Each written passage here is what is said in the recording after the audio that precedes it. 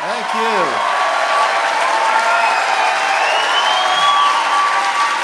It's good to be in New York. Good to be in New York. Thank you very much. Thank you.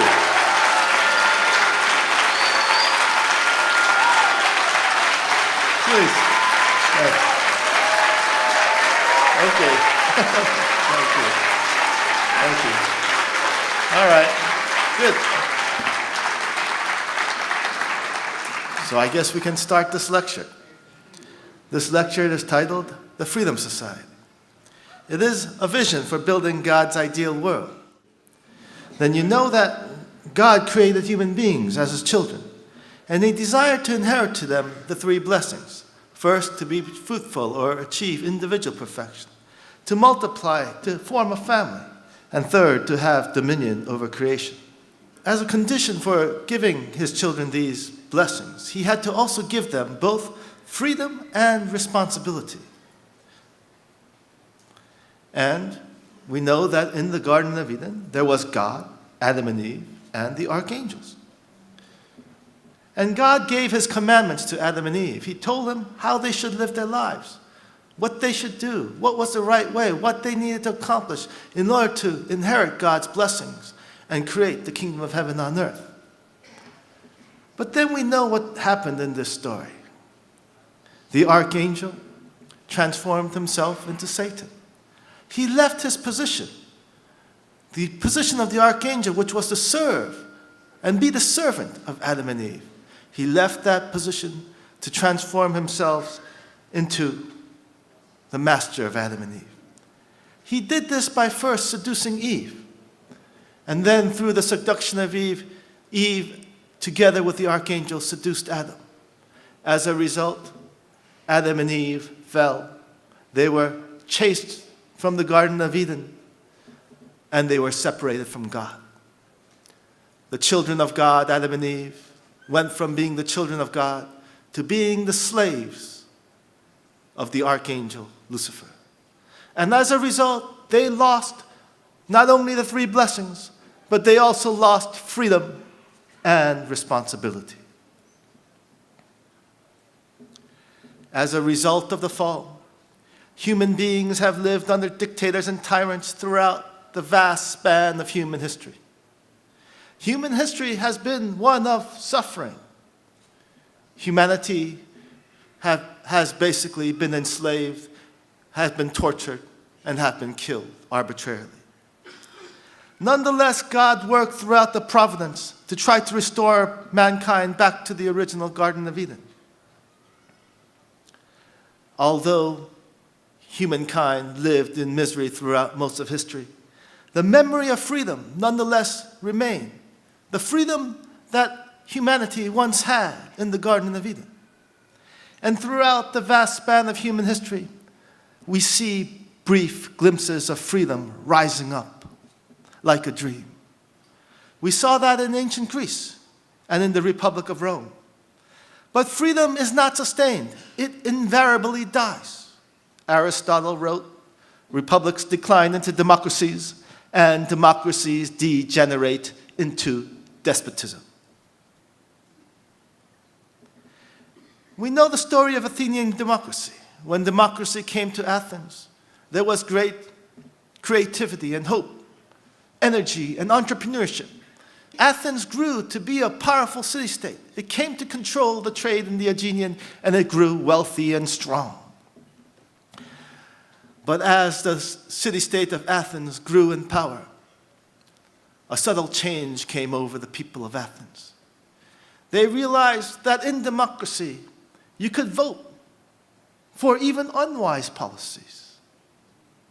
And that is what happened in Athens. The people of Athens voted for things that were popular but unwise. They started a war with Sparta. That war lasted 30 years and resulted in their defeat. They continued to pursue unwise policies, sending colonists out to Italy, trying to engage in other very unprofitable and populist ventures. The result is that their treasury is emptied, and they became weak. And ultimately, Athens was unable to defend itself against King Philip II of Macedon, and Athens was defeated. Freedom died in Athens, and the free people of Athens became slaves or serfs to their new king, King Philip II of Macedon. Freedom died. We saw a similar story in the Republic of Rome.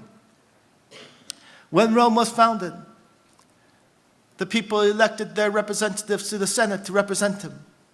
Rome had 2 councils and had a system of checks and balances and a balance of power. For the first couple of 100 years, Rome was ruled with wisdom and grew and prospered and started to create the Empire of Rome. But towards the end of the Roman Republic, you saw popularism rise in this great and powerful city-state. The people of Rome started to demand free stuff for themselves. They saw that the empire was prosperous. And they said, well, we should have some too. They demanded land distribution to the poor. Corn, well, that's too expensive. We should have subsidized corn. They demanded that corn be free.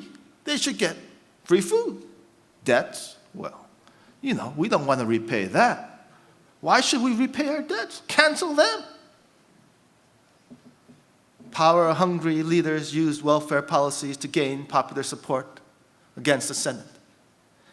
And ultimately, these policies, these demands, led to the collapse of the Roman Republic.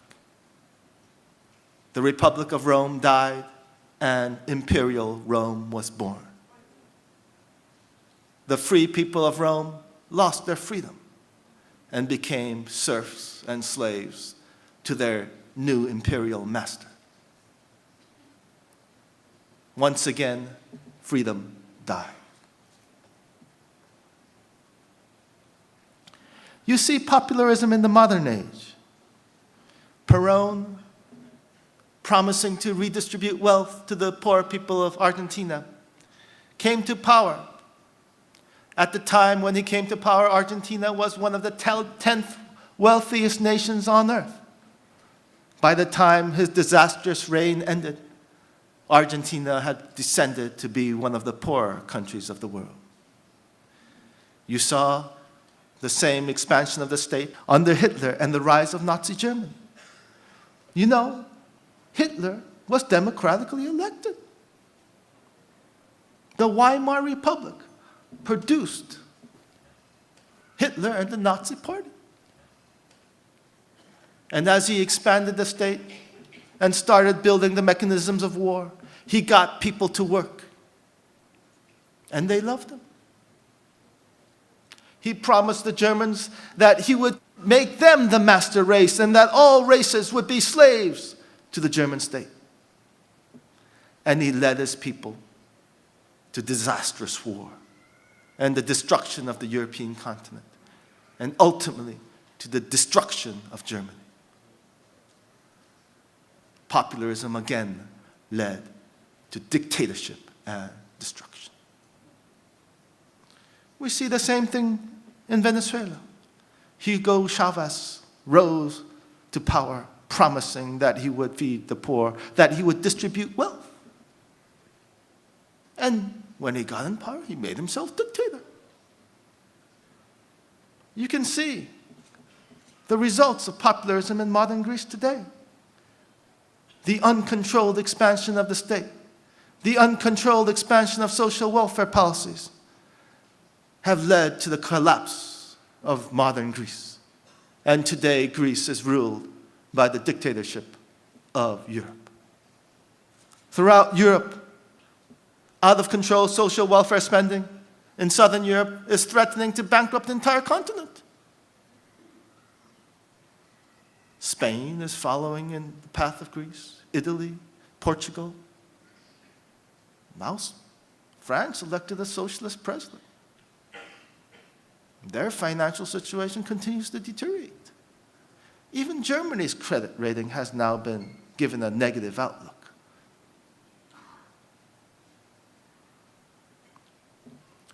As we look at history, we see an irrefutable pattern. What starts as democracy and hope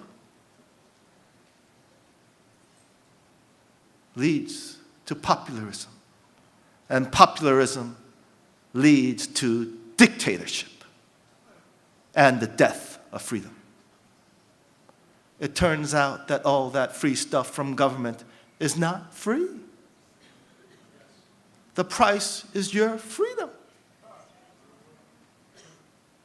Franklin Delano Roosevelt, the father of the modern welfare state, actually in his 1935 State of the Union address said, "To dole our relief in this way is to administer a narcotic, a subtle destroyer of the human spirit." That is what FDR understood welfare to be, a drug. And that is exactly what it is. It is an addiction. It is a narcotic. And our country is addicted to it.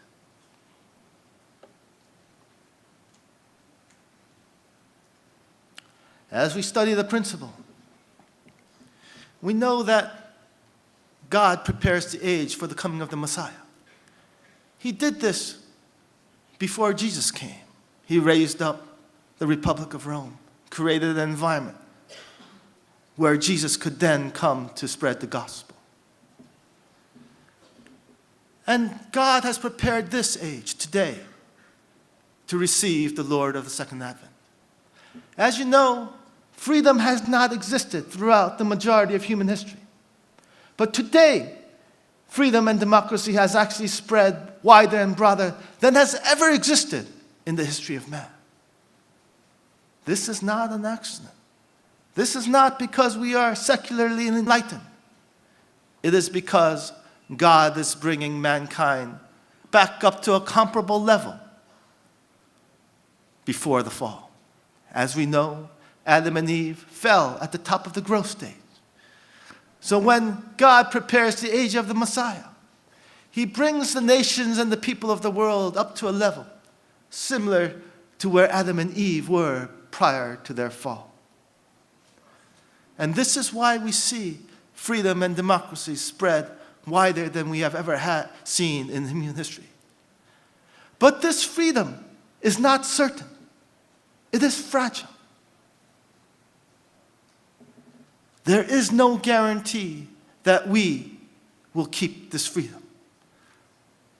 It is for us to decide whether we, as the people of the world, will together collectively decide to unite with the Lord of the Second Advent and fulfill God's purpose of creation. Or if we, the people of the world, will fail to unite with the Lord of the Second Advent and receive God's judgment. As Adam and Eve faced their choice as they reached their level of maturity and development in the Garden of Eden, we too face that choice today. And the choice that we make will have significant and resounding consequences to all of your lives and to everybody you know. But then, at this time, what is it that we must do? How should we unite with the Lord of the Second Advent? What is God's will for the earth? How do we know if we are fulfilling God's will? These questions arise. But think about it, brothers and sisters. Where did we all start? Creation started in the Garden of Eden. This was the place of freedom, of responsibility, where Adam and Eve were to grow to inherit God's blessings. In our conception, this was the place where the kingdom of heaven was to be born, the ideal world. But because of the fall of man, what happened, brothers and sisters? We lost that Garden of Eden. We were chased out of it. And the providence of history, the history of restoration, the hope of all humankind, has always been to return to that Garden of Eden. Don't you agree?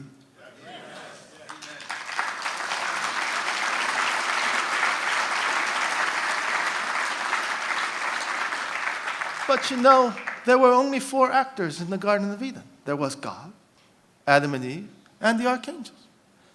How can we possibly understand today's world filled with 7 billion people in the context of the Garden of Eden? This is the question that we face. But if we truly contemplate this question with a serious and prayerful mind and seek the truth in the words given to us in the principle and by our true parents, there is an answer. And this answer will help us understand God's will for the world today. We know from our true parents' words, from their instruction that they have taught us, that true parents have fulfilled God's conditions and formed their 4-position foundation. As a result, they have created the conditions to fulfill their role as the returning Lord of the Second Advent. And in doing so, they have actually become the substantial representatives of God here on earth. This is what they have taught us. As a result, we can ascertain very clearly that on earth, true parents stand in the position of God. If true parents are in the position of God, then who are Adam and Eve? Who was Adam and Eve in the Garden of Eden? They were children of God, right? So then who are Adam and Eve today?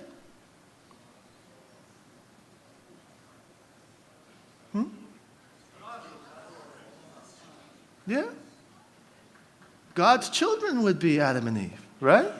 So when we look at America, all the men would represent Adam. Then who's Eve? All the women. Adam and Eve, the citizens, the people are in the position of Adam and Eve. But then, who is the archangel?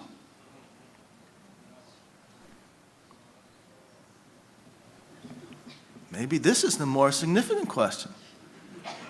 We know who God is.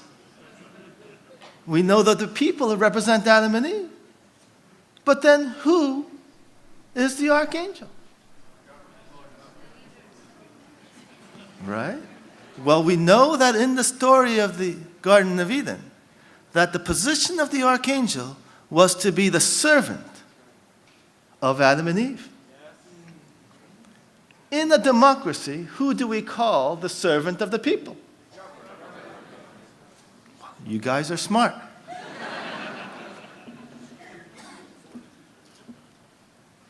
It is clear from that analysis that the government would be in the position of the archangel. So now we have the representation of the Garden of Eden. God, Adam and Eve, and the archangels. But then the question arises, what is popularism? Think about it, brothers and sisters. What happened in the fall? What was the fall? Was it just the temptation of Adam and Eve? Of course that occurred. But if you look at the whole fall, it was the process by which the archangel went from being the servant of Adam and Eve to becoming the master of Adam and Eve. That was the fall. Think about what happens in popularism. The government, as the servant of the people, goes to the vulnerable people. It approaches first the ladies. It says, I will give you aid to families with dependent children.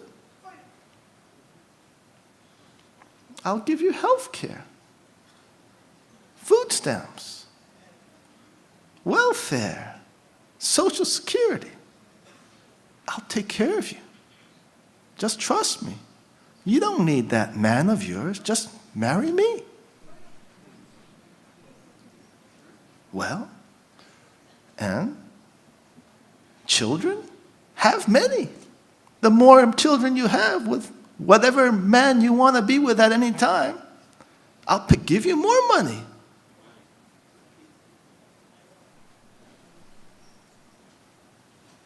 You don't need Adam. You just need me.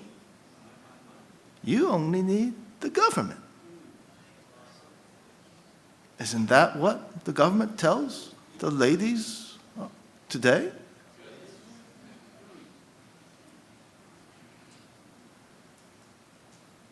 Isn't that what's happening in our society? We see this right in front of our eyes. Then what happens? After the government passes its social welfare legislation, what do they build next? They build the bureaucracies to run and administer that program. And who gets hired for that program? Men. The government passes out government jobs and government pensions. So look what happens. First, the archangel induces Eve to fall. Then the archangel and Eve induce Adam to fall. The government first seduces the women of society. And together with the women, they seduce the men. And then the government goes from being the servant of the people, transforms itself into the master of the people. What is that?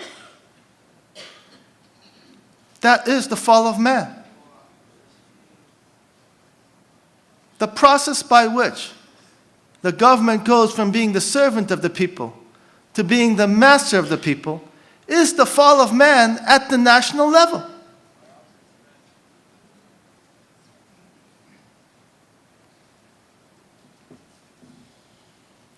We are seeing our country and the democracies of the world fall.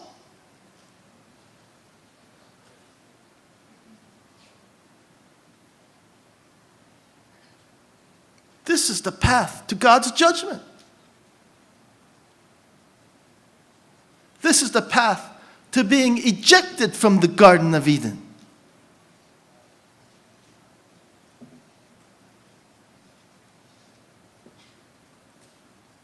This is the principle. We are seeing the fall of man, the fall of our country, the fall of democracy.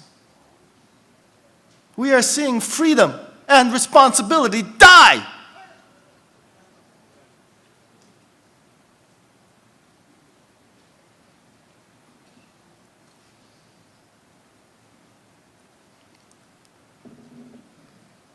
Then what is the kingdom of heaven on earth? Where should we go? If we are on the road to hell and damnation, where should we be going? What does Father say is the kingdom of heaven on earth? How does he describe it?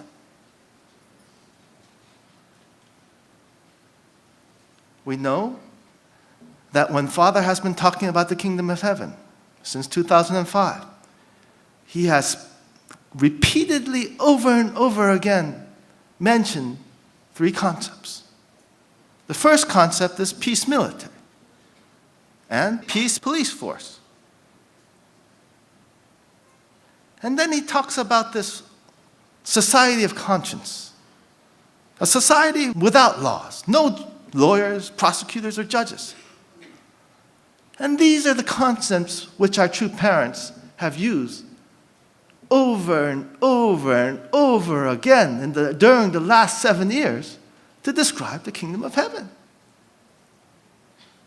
But when we hear these concepts, when I heard these concepts, I kind of scratched my head and said, what does that mean?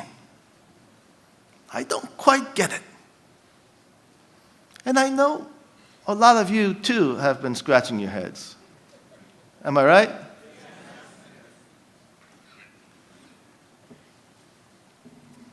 And so for a long time, well, we all struggled, and of course I struggled to try to understand this. But as we began to seriously search for truth and understanding in True Parents' words, only from the point of view of searching for truth, then somehow God showed us the way. Let us understand the meaning, the deep meaning which existed in those precious words.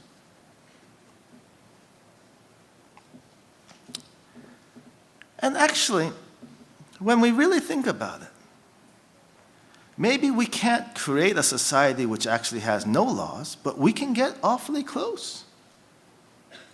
And that society is called a self-regulating society. And you don't need many ingredients to create a self-regulating society. You need law and order. And you need the ability to register private property of all different kinds. If you have private property, free markets, and competition, you have a self-regulating society. A society which creates its own rules without government. And this society works. Everything that works in our current society comes from self-regulation. You guys all like iPhones, right? Who's got an iPhone?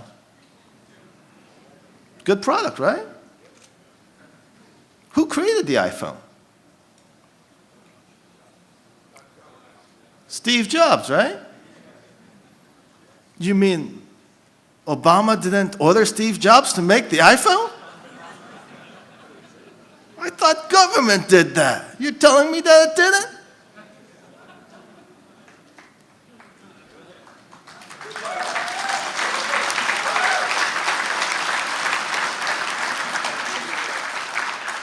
But this is the point. If you look at markets, and look at this market for telephones, all the companies in the marketplace compete to make a better quality product at a better price so that they can gain a customer. And it's the company which provides the best value to the customer which gets that customer's money.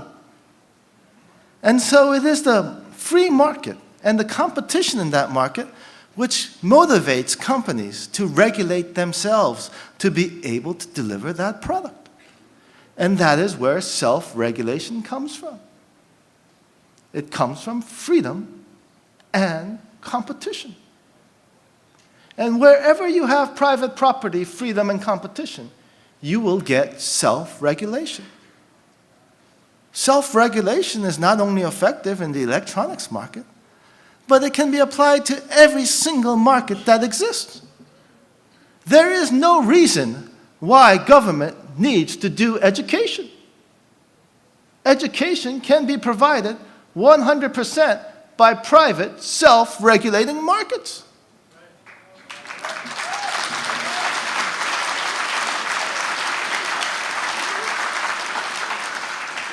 Since the founding of the Department of Education in the 1970s, real spending per pupil, per student, has increased by 100%. During that same period, our international standing in math and science has plummeted to the point where now we are 27 out of the 30 industrialized nations. The only thing we have gotten from the government monopolization of education, we have gotten an inferior product at a higher price.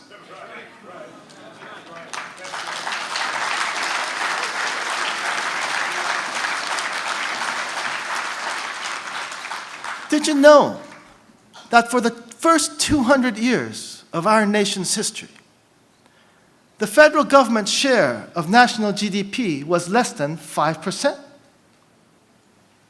But yet, schools were built, hospitals were built, roads were built, railroads were built, People got educated. They got healed. Welfare was done.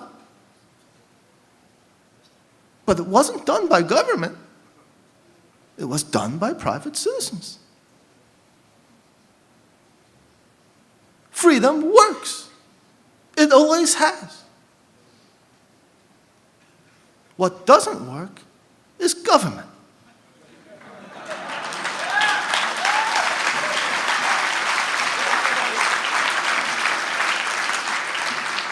Think about it, brothers and sisters.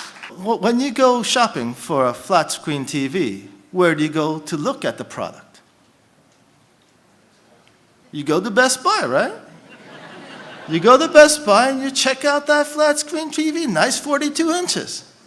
Its color, its features. But do you buy that Best Buy? You go home and you order it from where? Amazon. Why do you do that? Because you cut out the middleman, right? And cutting out the middleman makes it cheaper. Then why do we have a middleman between our caring for each other? Isn't that what we're doing when we give our taxes to the government? They take a cut and they supposedly give it back to the needy? Isn't that a middleman? Isn't it? Well, you know how to shop for a TV, but what is this? Instead of getting rid of the middleman, you put him there. How does that make sense? That's the fundamental problem with the way we are structuring our compassion. We're not caring for our brother. We're just saying we don't have to care because we got government to do it. And so our families break down. Our communities break down. And we feel alienated and isolated from each other.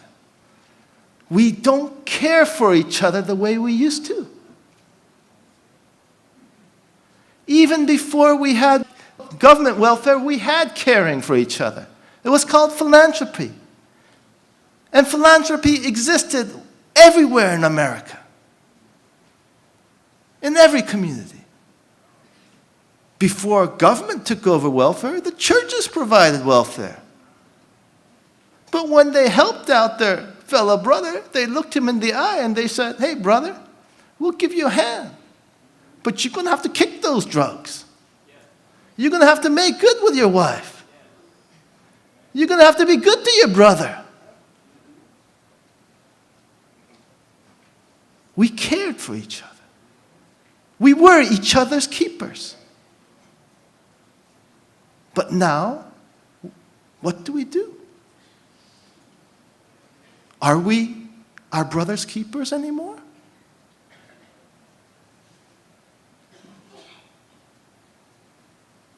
We have lost compassion. We have lost caring. And we have replaced it with bureaucracy. And this is an aberration. It is a corruption of all that is good in good people's hearts and minds. It is a corruption of what God originally intended for His children to live.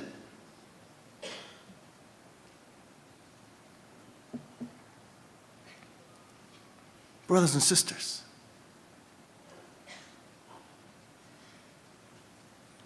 we don't need government to regulate us. God did not create Adam and Eve so that He could be regulated and ruled by His servant. He created us for freedom and responsibility.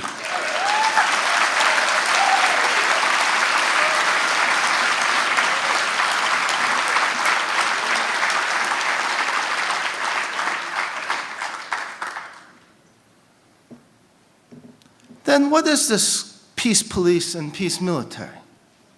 And why does Father talk about this so much?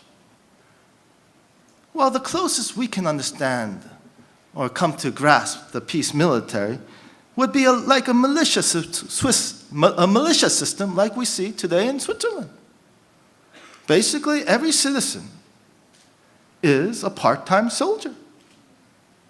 Every citizen has a machine gun in his house.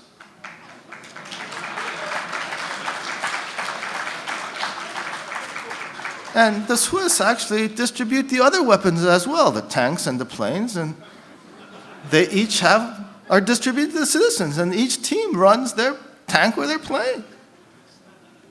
And so every Swiss citizen has a full-time job, but in their part-time, they're a soldier. And you know, that is the way America used to be. That is the way we used to be. The police, peace police, would be just basically the militia system applied to the police. That would mean all the citizens would have their full-time job, but part-time they would be deputized. And the citizens would be the policemen, and they would police their neighborhoods. You would get an assignment. That's exactly the way America was. That's why the government ran so cheaply.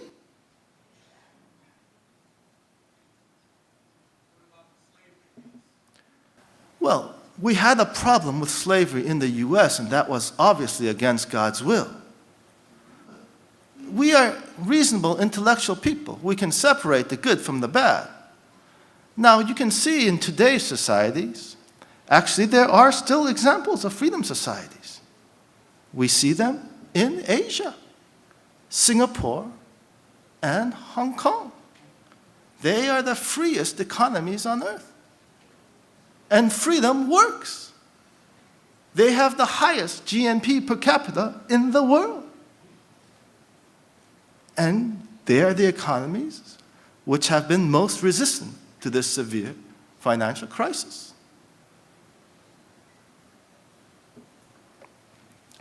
Now, is this peace police and peace military just a practical solution to providing security and tranquility for our neighborhoods? Or is there deeper significance? I mean, if true parents are really emphasizing this continuously, it must have more value than just a practical application of security, because there are many ways to have security. But think about what happened in the Garden of Eden, what God's desire was. When he created Adam and Eve, he desired to inherit to them what? The 3 blessings, right? Right? What was the first blessing? To mature, to be fruitful, to mature in your character so that you become a very productive citizen in your society. Somebody who can contribute, hold down a job, be a good fellow, take care of himself, provide value to the entire community. Based on that individual maturing, then he inherits or moves on to the second blessing, which is what? To form a family and to have children. But then, what is the third blessing? We see that from the first blessing to the second blessing, we see a progression of greater responsibility, right? From the individual to the family. So somehow, when we think about the third blessing, we have an understanding that it entails more responsibility and greater maturity, correct? But look at the word which is described to you to describe the third blessing. What is that word? Dominion over creation. Dominion is a very powerful word. Let me ask you a question. Everybody here knows where steaks and hamburgers come from? How about chickens? You know where chicken comes from? Where the chicken leg from KFC comes from? Where does that come from? From a chicken, right? Okay. Now I got another question. Okay. How do we get the meat off the cow and the chicken? Do the chicken and the cow somehow just shed the meat and that's how we get it? Do you know how the meat comes off the chicken and the cow? We kill it, right? Isn't that right? We kill the chicken and the cow, and that's how we get meat from them, right? So what does it mean for us to have dominion then over animals?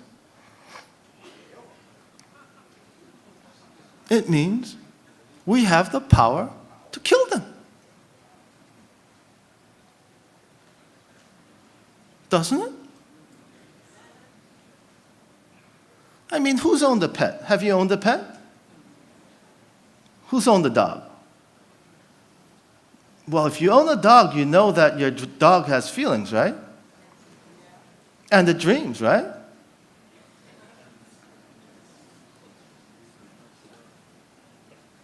Now, an emotional dreaming creature, who gives you the right to kill it if it's argued from a humanistic or philosophical point of view? What gives you the right to kill the animals?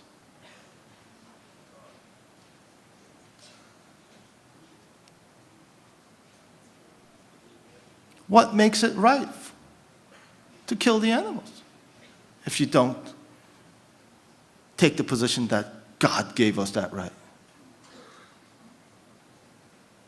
In the world of moral relativism,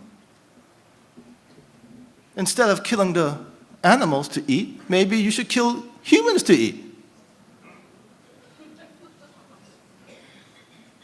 That's the strange conclusion that comes out of moral relativism.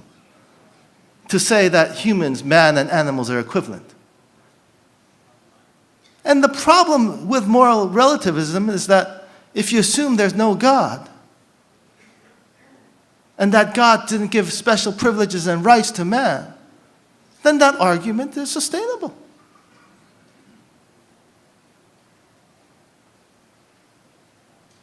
So we might as well kill each other and eat each other. And if you look at communism and socialism, that's what they do. Communism starves their own people. They kill them by the millions. And so does expansive socialistic states, which control everything. Look at Syria and Egypt, Libya, what they did to their people. Those are actually examples of expansive socialistic states because the government basically owns almost everything.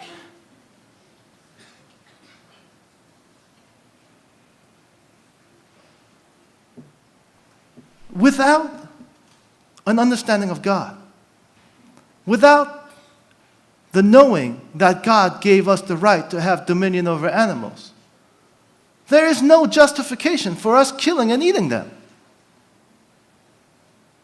That is why, as we live our daily lives and eat our daily bread and our hamburgers,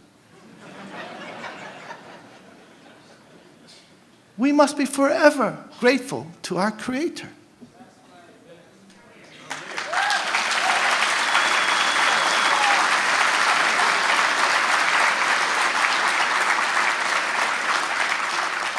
Okay, now, how many of you are hunters? Now, I got a question for you, gentlemen. What makes man the master of animals? If you walk into the savannas of Africa, why are you the king of the beasts? What makes you master over the lion? What makes you master over the leopard? What makes you master over the tiger or the bear?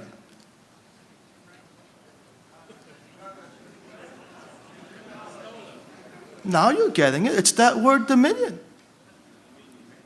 What gives us dominion over animals? It's called guns.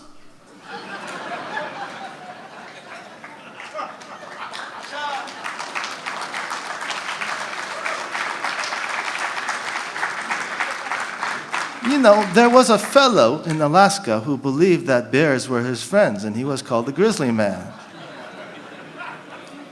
And for a while, he was, buddy with the bears and hanging out with them. But then one day, the bears decided to eat him. And they ate him. But he also brought his girlfriend along. So they ate her too.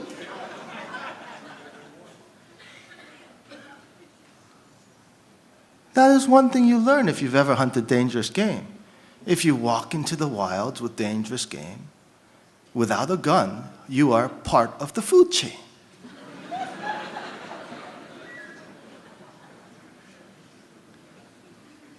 It is the bearing of arms, of weapons, which makes man dominant over the animals.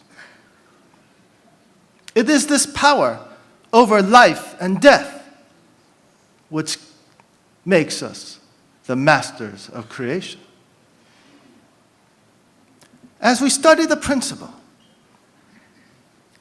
what do we learn? We learn that in the Garden of Eden, that God desired to inherit his 3 blessings to his children.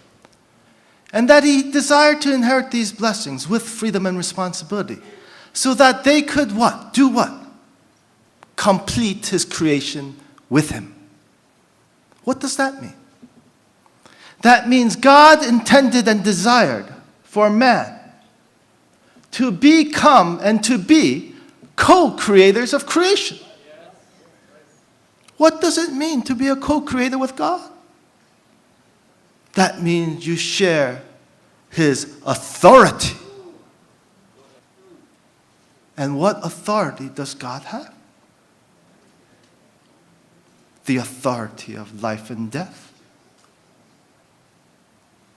So as we come to understand the 3rd blessing and the fulfilling of man's responsibility to inherit God's creation, we can understand that man must mature to a level where he can inherit the authority of God, to become peace soldiers and peace policemen, to bear arms for the benefit and the welfare of the nation and the community.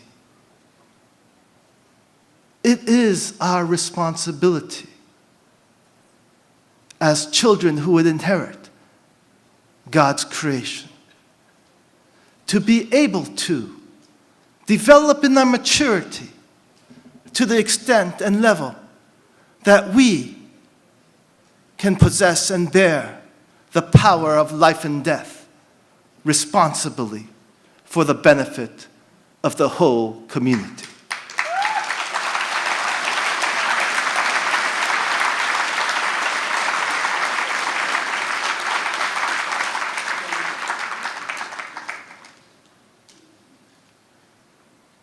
Okay then, I think you got that. So the role of government is very simple. It needs to be reduced to the very smallest possible function. Government should just do defense, law and order, and the operation of the courts. Nothing else.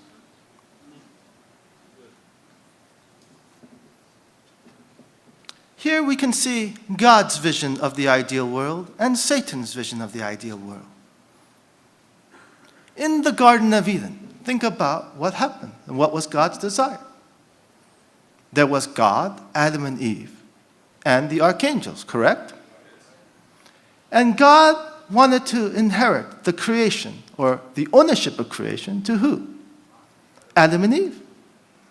But there was still a servant in the house. It was the archangel. So the owners or the master share of creation would go to who? Adam and Eve, right? And the servant share would go to who? Government, or the archangel. And this is what we are describing as the Freedom Society.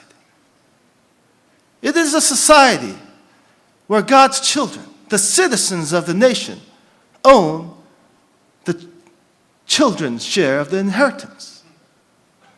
Where the citizens own 90 to 95% of all property in that society. the servant share or government share is only 5 to 10%. This is what God originally willed. But think about it. When Adam and Eve fell, what happened? Adam and Eve were to inherit all or most of the creation, the children's share. But because of the fall, the archangel transformed himself into the master of Adam and Eve and basically took all of God's property. He made himself the owner of everything. And as you can see, that is communism. That is why we as a Unification Church community have fought against communism. Because it is Satan's ideal of the ideal world. It is his vision for how he wants to live. It is a society where the government owns everything and all of you are slaves to the government. Then what is socialism? Socialism is a society where the government owns 70% of everything. It's 70% satanic.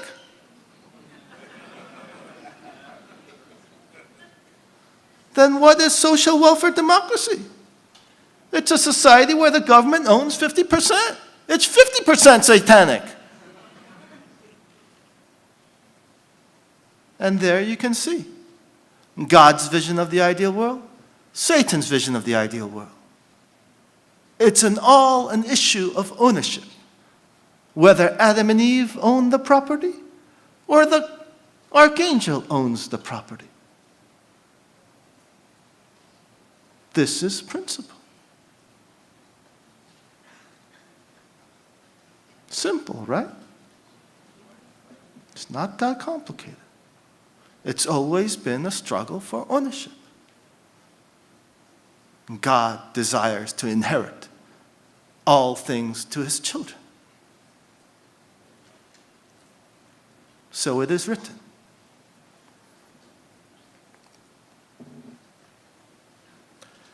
As we study the principle,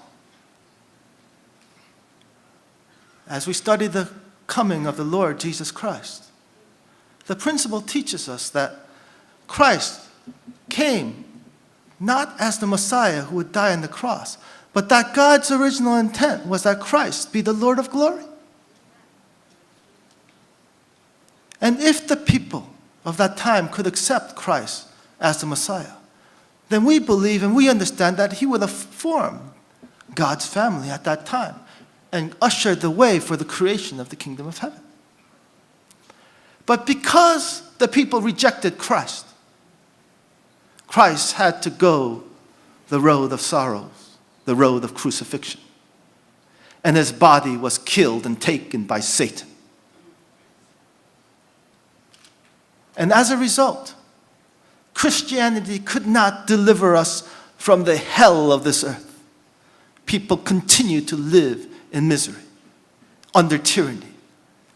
But it offered spiritual salvation for those who could accept Christ as the Messiah. And though our bodies were tortured, our spirits could go to God. And this was the great blessing and the success of our Lord Jesus Christ.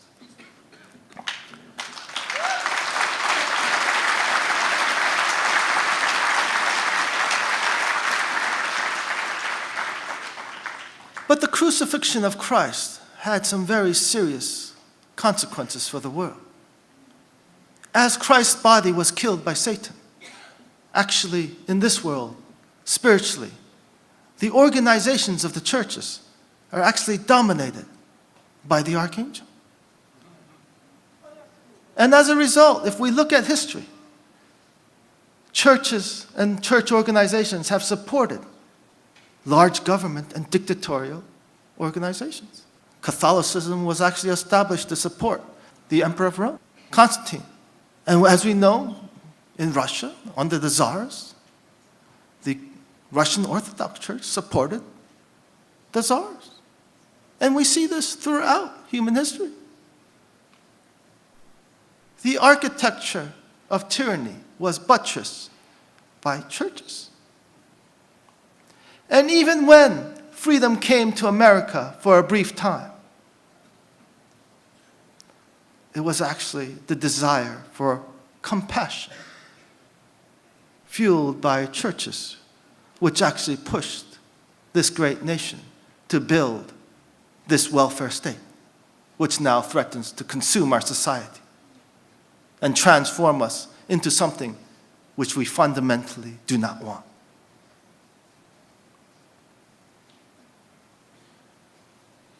And that is why, if man is to return to freedom, if we are to return to freedom, if we are to create a world, a freedom society that can last 1,000 years, 10,000 years, then we need a new church, a new religion.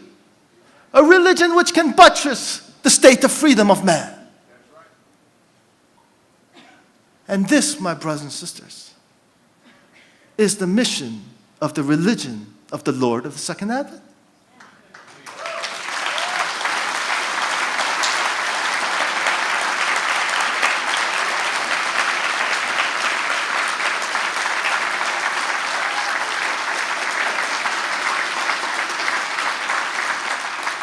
Think about it, brothers and sisters.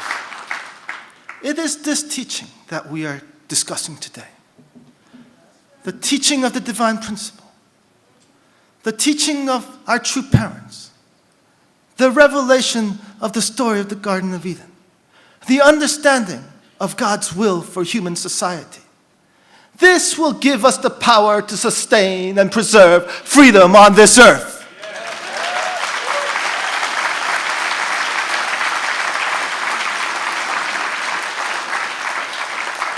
And when we teach our children and our children's children and children's children for generations to come, this fundamental truth, this teaching from the Lord of the Second Advent, that understanding and that truth will lead us the way to fulfill God's will and create the kingdom of heaven on earth.